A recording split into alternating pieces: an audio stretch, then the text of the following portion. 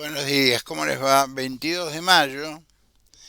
eh, Hoy se conmemora la primera reunión que en 1810 hizo el Cabildo, preparándose para declarar una independencia de carácter administrativa. Es decir, estando el rey de España detenido por las fuerzas napoleónicas, era razonable pensar que las colonias no tenían que depender de la audiencia, tenían que depender de sí mismas. Encima el Río de la Plata ya había demostrado que se había podido enfrentar a una potencia como la británica, digámoslo todo, una unidad de varias unidades de la Marina Británica con asiento en Ciudad del Cabo, que se tiraron el lance de aprovechar lo que todo el mundo sabía, que el Río de la Plata estaba bastante a la buena de Dios. Bueno, se llevaron una sorpresa un poco desagradable. Es interesante ver en el Museo de Armas de Londres que hay 4 lugares vacíos. Los ingleses no tienen vergüenza de decir que perdieron 4 banderas. Y te ponen una placa muy alegórica abajo que dice la bandera del regimiento tal, regimiento tal, regimiento tal, regimiento tal, todos que eran Highlanders escoceses, está en la abadía de Santo Domingo, en la ciudad de Buenos Aires, República Argentina. Hecho este pequeño homenaje a hombres y mujeres eh, que desde una posición realmente complicada tomaron decisiones históricas sin saber que estaban tomando decisiones históricas. Suele ocurrir en la historia de la humanidad que decisiones que parecen intrascendentes en su momento tienen un enorme impacto histórico. Tal como comenté el día domingo, la Cancillería española retiró el embajador,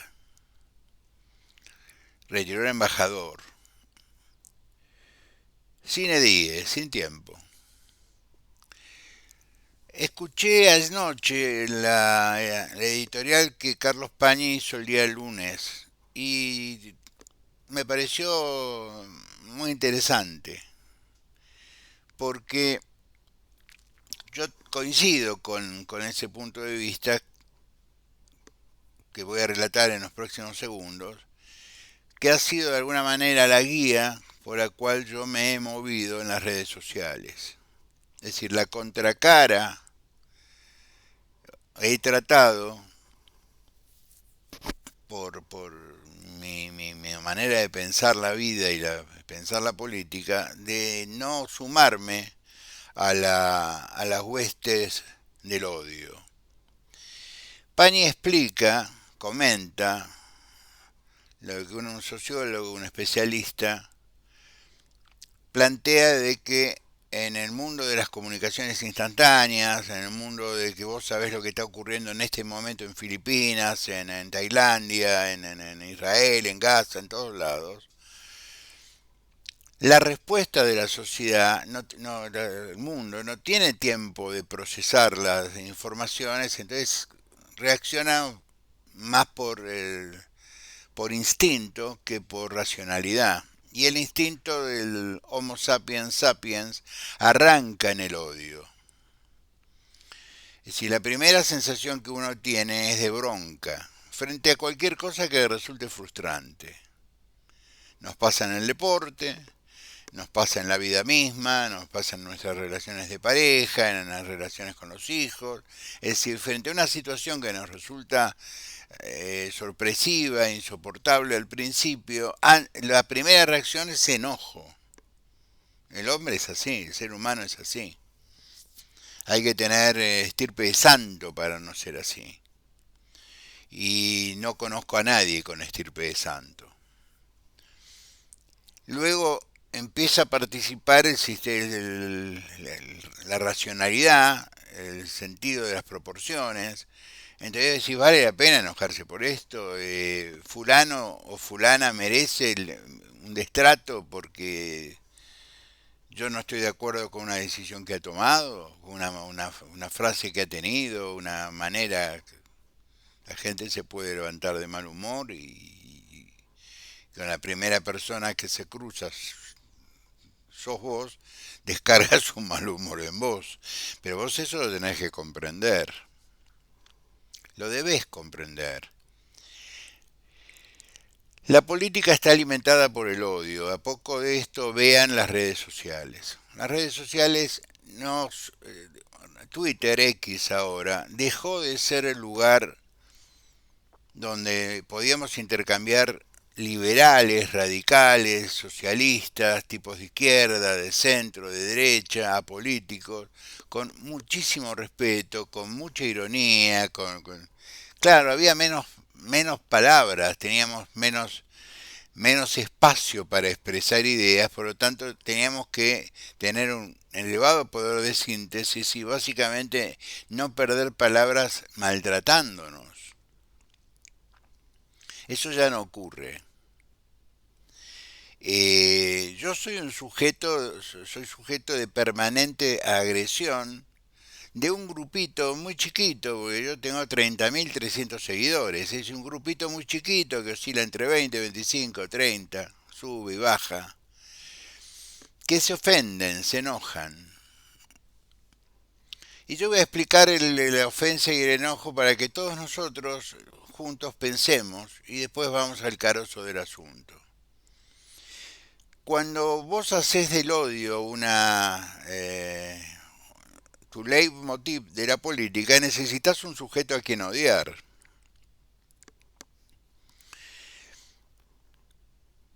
El macrismo la tenía Cristina. Es decir, los macristas, las personas de Juntos por el Cambio en su mayoría, que no ejercen la política de manera, no digo profesional, con oficio político, eh, la tenían a Cristina. Y Cristina se autodefinía, se autopercibía como una mujer de izquierda. Cristina jamás fue una mina de izquierda.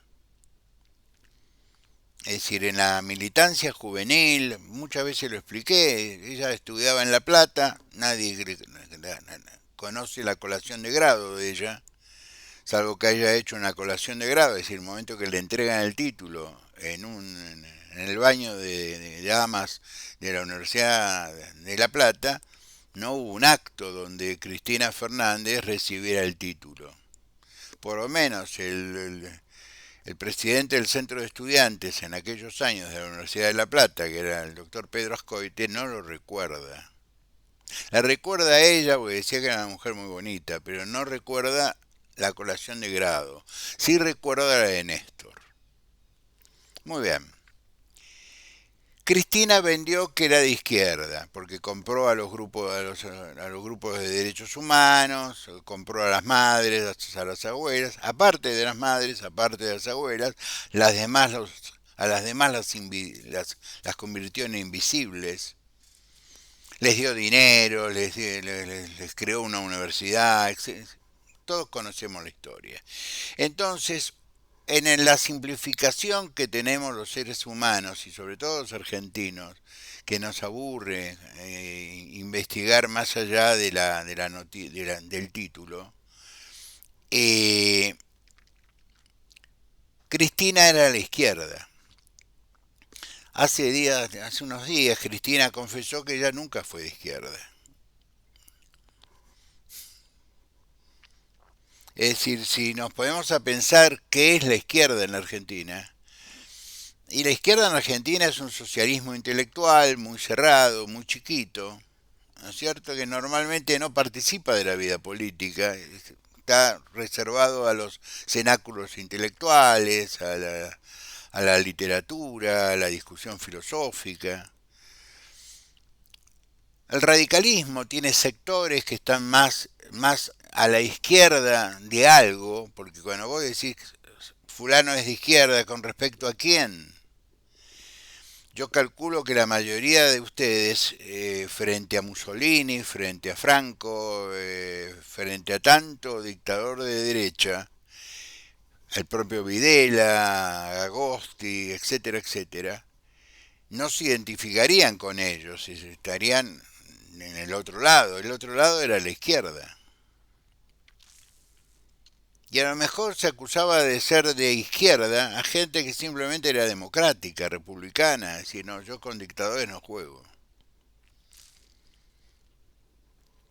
Entonces, Javier, con mucha astucia, eh, encontró a quien odiar. Y los sujetos de su odio, por lo tanto, del odio de manada que produce en las redes sociales, más los periodistas que gratis no hacen nada, es el socialismo. Nadie le avisó a Javier que casi toda Europa es gobernada por el socialismo. Claro, para los socialistas europeos, eh, el socialismo es un pensamiento político que gana derechos, que obtiene ventajas del Estado en términos de derechos, no en términos de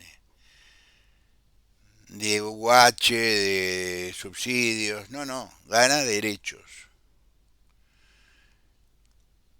Horas pasadas, el secretario de culto, que en términos de Cancillería es el segundo, que es un tipo de Neuquén, tengo entendido, que su historia política es en el peronismo y como concejal.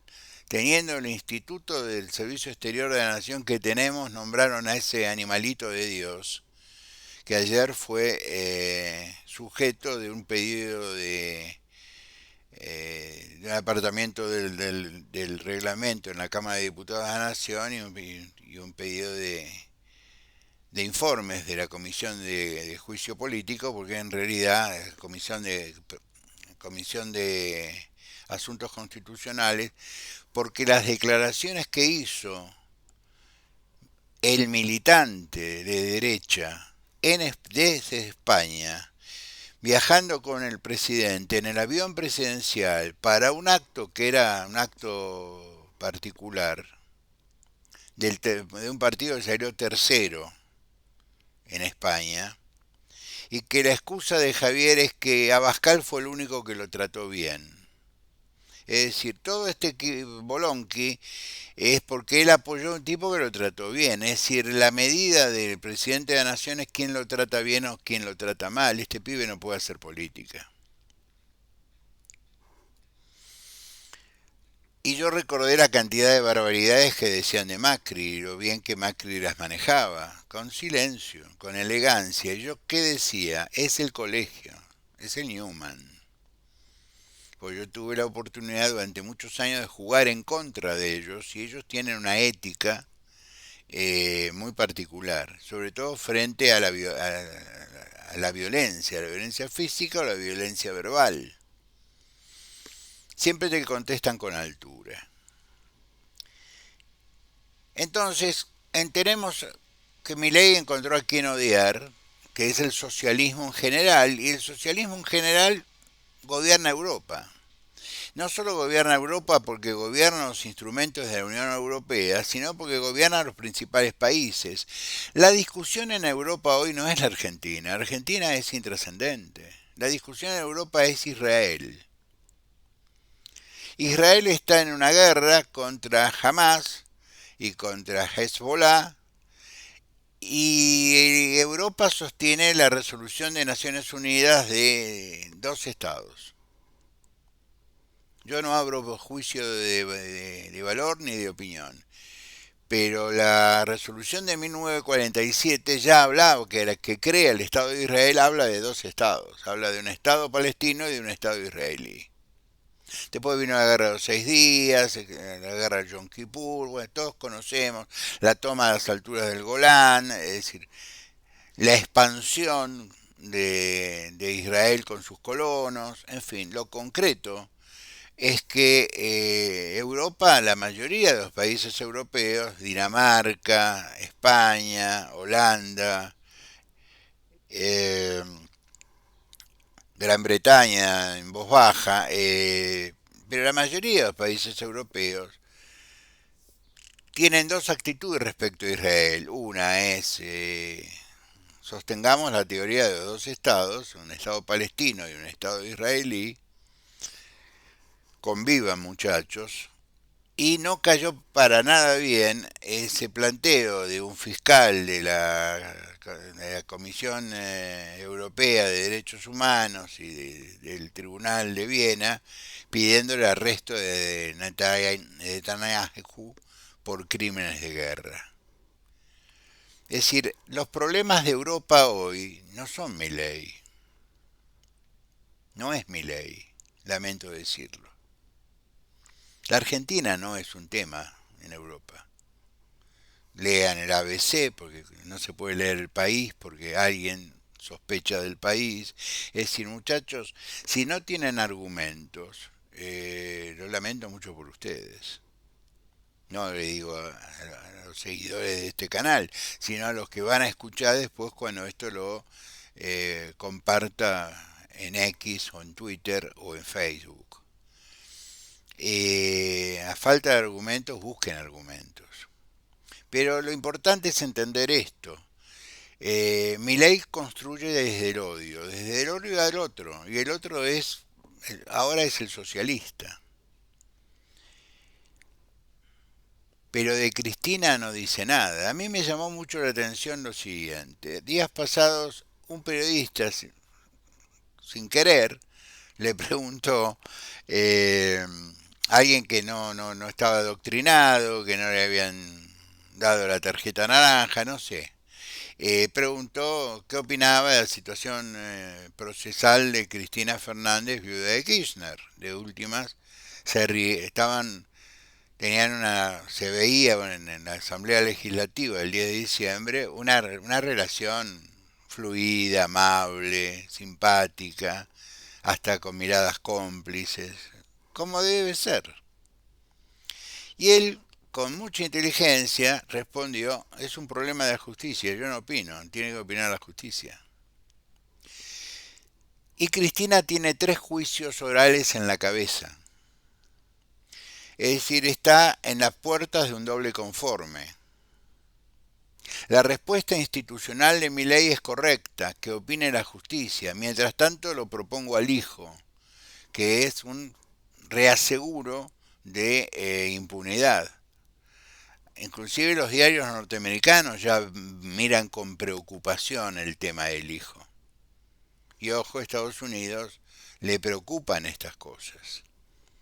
Entonces, si tiene una actitud tan inteligente respecto a una señora que tiene 3 causas, tiene 6 más, pero tiene 3 causas en estado de juicio oral, es decir, que en primera instancia, Cámara, Casación, la encontraron penalmente responsable de algo lo suficientemente grave como para llevarlo a un juicio oral, enriquecimiento ilícito, negocios incompatibles con la función pública, enriquecimiento ilícito, es decir, asociación ilícita, es decir, Cristina es el Código Penal, pero tiene presunción de inocencia. La presunción de inocencia que aparece en nuestro artículo 18 es un triunfo del Estado de Derecho en el mundo.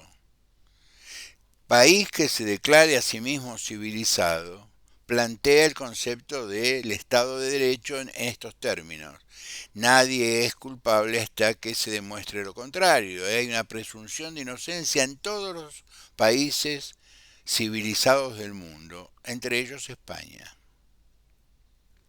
Por lo tanto, no tuvo con la mujer del presidente Sánchez la misma actitud que tuvo con Cristina Fernández, siendo la mujer de Sánchez sospechada. No la llamaron ni siquiera indagatoria.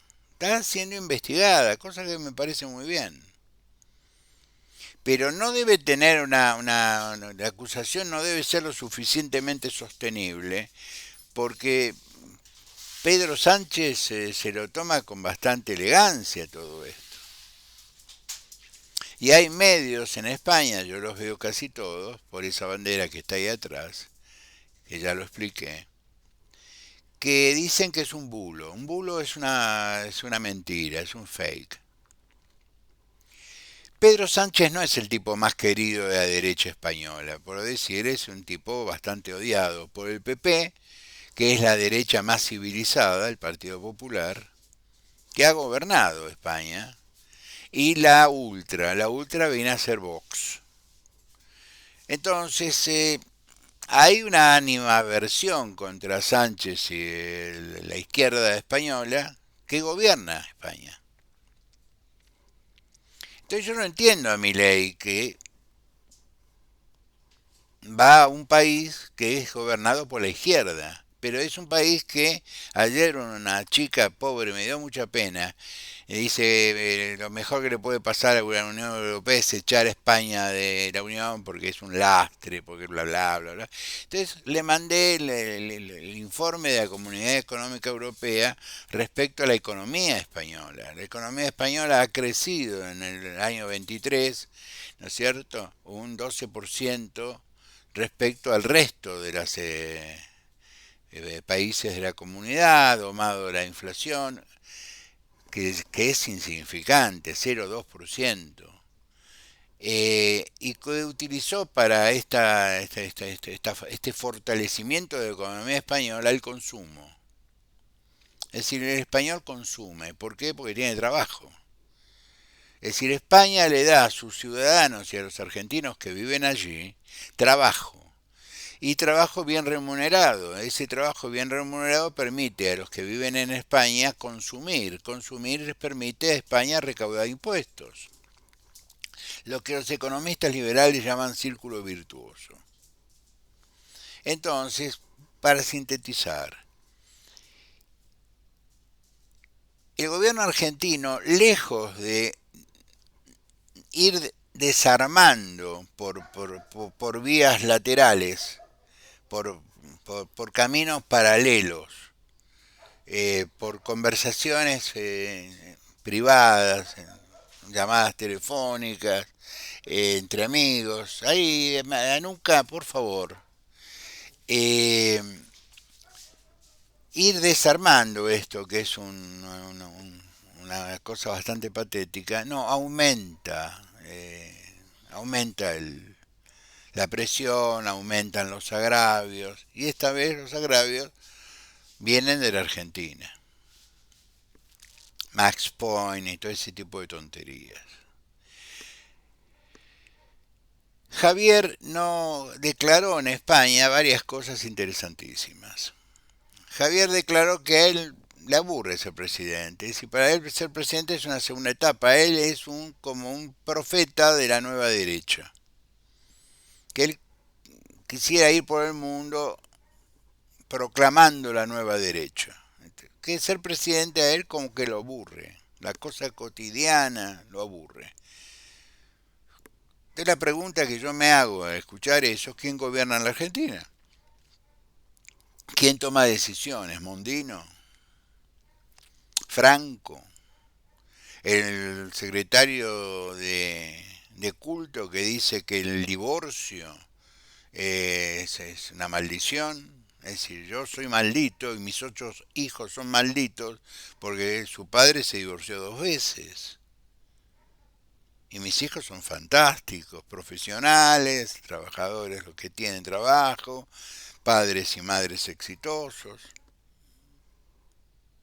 Que el matrimonio igualitario es un pecado de Dios.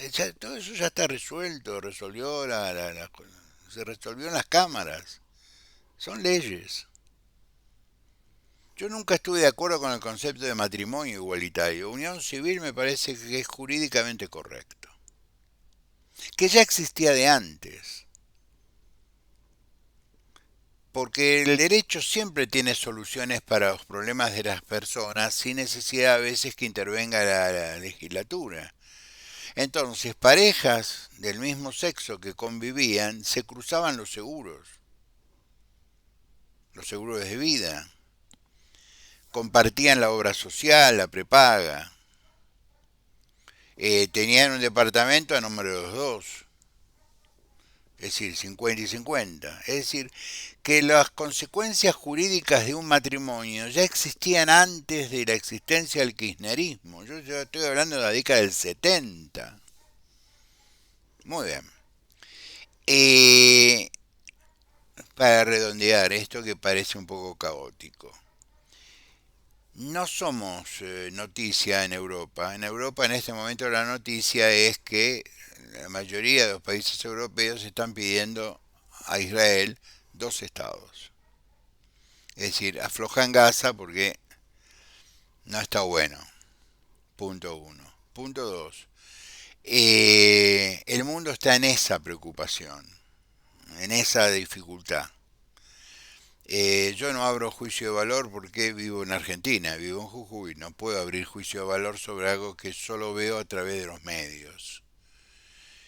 No soy tan primario. El, no hay pacto del 25 de mayo. El único gobernador que va a ir al acto es el gobernador de Córdoba. Es decir, el futuro del gobernador de Córdoba se ató no al peronismo, sino a Milei. Que no es una contradicción. Milei viene de ese palo. Milei es la ultraderecha peronista en el poder. Enójense lo que quieran, pero esto es así, es claro, es conciso. Y no es una profecía, es información. El silencio de Macri es la toma de distancia que está empezando a tomar Macri. Ayer yo vi dos cosas y con esto redondeo. Vi la reunión de la Comisión de Presupuestos de Hacienda en el Senado, donde los senadores del radicalismo y del peronismo, por qué no decirlo, destrozaron el proyecto del Poder Ejecutivo. Lo destrozaron. El Poder Ejecutivo no tuvo ni siquiera inteligencia de mandar a alguien con el secundario aprobado. Entonces, ahí Lustó hizo tres, cuatro preguntas que, nos guste o no, son preguntas que todos nos hacemos. Si no se van a pagar más bienes personales, cosa que me parecería bárbaro me parecería bárbaro, pero hay que pagar bienes personales. Ese dinero que se deja de recaudar, que es mucho, ¿quién lo paga?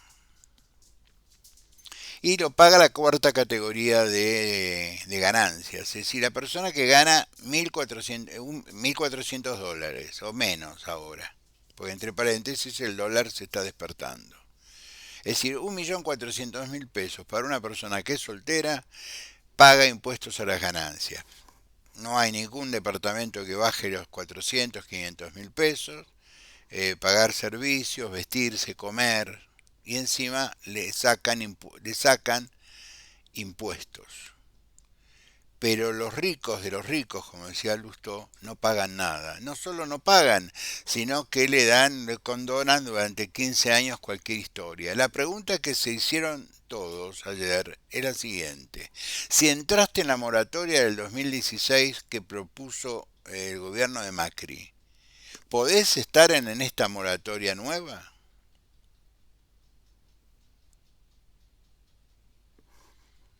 Porque si no, si te dejan entrar en esta moratoria es porque sos un evasor contumaz. Resolviste toda la evasión de montones de años en el 2016, que fue que ayer tiró el número Lustó y me tembló el 97% de las personas que entraron en el blanqueo son personas muy pudientes. Claro, ni vos ni yo vamos a entrar en un blanqueo. ¿Qué le podemos deber a la FIP? 10 facturas, habernos olvidado de darnos de baja del monotributo, como me pasó a mí. Yo pensé, como que vivía en un país civilizado, que cuando la FIP se enteraba que vos empezabas a trabajar en relación de dependencia, el monotributo se caía solo. Mira qué tonto. Entonces, todos esos 4 o 5 años que yo no me olvidé que tenía monotributo, la FIP me los facturó. No, lo tuve que pagar. Más pagar un contador, más pagar al abogado de la FIP. Y estábamos hablando de una cifra absurda. Es decir, yo pagué más por no pagar que... Entonces tenemos que observar que Mastelone, que Constantini, que el Grupo Roca, que los ricos entre los ricos, eh, el Correo, que es parte de la litis del Correo que está en la Corte, son 75.000 millones de pesos sin actualizar. Yo alguna vez propuse, digo, busquemos una solución, porque el Estado le debe al Correo Argentino, es decir, le debe al Grupo Socma, y el Grupo Socma le debe al Correo. ¿Por qué no hacemos una conciliación? Y terminamos con este disparate. Porque si no aparece que el blanqueo manejado propuesto por Schwarzenegger, como digo yo, y Caputo, es una cosa que favorecería a Macri. Y no es así. Favorece a los más ricos, sí, ayer quedó claramente expuesto en la comisión de Hacienda del Senado y ninguno de los senadores de la Libertad Avanza pudo decir media palabra porque está escrito. Es así. Entonces lo que preguntan es, nosotros nos piden que votemos esto. Es decir, nos piden que los impuestos que puedan ser coparticipables no lo sean, por ejemplo el impuesto país. Y el senador Marchand fue muy claro, dijo, lo que está pasando en Misiones va a empezar a pasar en todas las provincias, porque las 24 distritos les han cortado el incentivo docente, les han cortado un montón de cosas para dibujar que también lo dijo Pani, para dibujar un superávit fiscal que es ficticio. Si yo no le pago a nadie, nunca, nada, evidentemente me va a sobrar dinero. Ahora, ¿qué pasa si yo tengo que pagar en tiempo y en forma todas las deudas que tiene el Estado? ¿Tendría superávit fiscal? Entonces, a mí me parece que, con esto termino, tenemos que salir de la lógica del odio. El otro puede pensar, es más, debe pensar. Y si piensa diferente, mejor. Porque en este ida y vuelta del debate entre personas que piensan diferente, puede haber una síntesis interesante, eso se llama consenso. Y este país se hizo con consenso. El 22 de mayo de 1810, los que estaban en el cabildo no estaban todos de acuerdo. Había comerciantes, había militares, había señores que tenían muchas hectáreas de campo, etcétera, etcétera, etcétera, que tenían ideas diferentes. Había tipos que querían seguir siendo monárquicos, había tipos que, como el caso de Moreno, que ya que estamos, ¿por qué no nos declaramos independientes? Es decir, había toda una cosa, gracias al pensamiento de Montesquieu, de Voltaire, la Revolución Americana, había una proto-revolución en marcha. Pero lograron un consenso, el primer gobierno patrio 3 días después. La Argentina no puede lograr un consenso en política interior ni exterior si nos alimenta el odio. Yo lo que propongo es que vuelva a la política. Los que nos quejábamos de que el presidente Fernández hacía videitos tocando la guitarra, ¿Qué vamos a decir que en la presentación en el Luna Par del libro del señor presidente se divide en dos? La presentación del libro y después un show encabezado por él. Es decir, va a ser la única persona. No es que invitaron a Valeria Lynch, por ejemplo. No, no, va a cantar Javier Milei. Y yo me pregunto, la gente que no le alcanza para llegar a fin de mes, la gente que junta maderitas en los pueblos para calentar el brasero, ¿estará contenta? ¿O es muy socialista hacerse una pregunta así? Los jubilados que no llegan a fin de mes, eh, de ninguna manera, que están por debajo de la línea de pobreza, por abajo de la canasta, ¿van a sintonizar para verlo al presidente imitar a Leonardo Fabio?